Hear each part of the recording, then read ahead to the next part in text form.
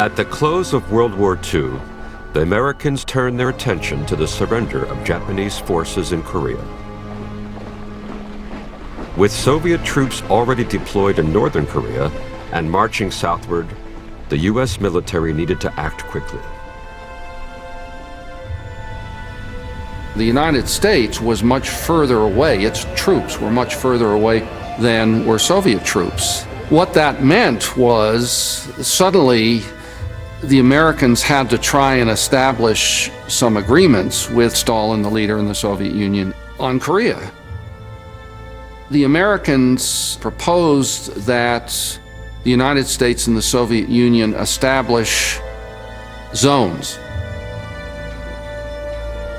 On the 10th of August 1945, 2 U.S. Army officers were given a mission to divide Korea before the Soviets could occupy the entire country.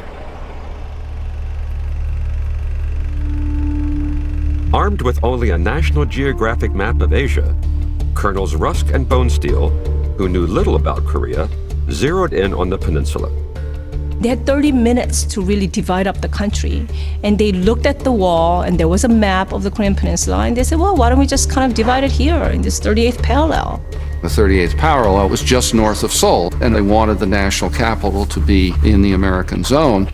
And with very little discussion, that decision goes up to Truman and is made in a proposal to Stalin. The 38th parallel was simply a line on a map. It followed no physical features.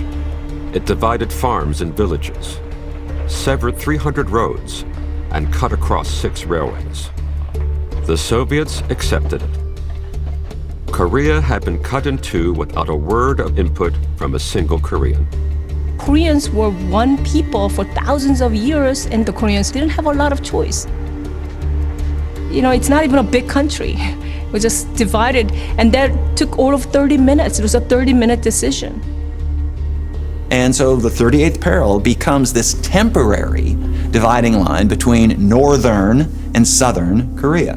But the temporary dividing line congeals into effectively a permanent dividing line when the Soviet Union and the United States fall out. The Cold War intervened, and American troops didn't go home.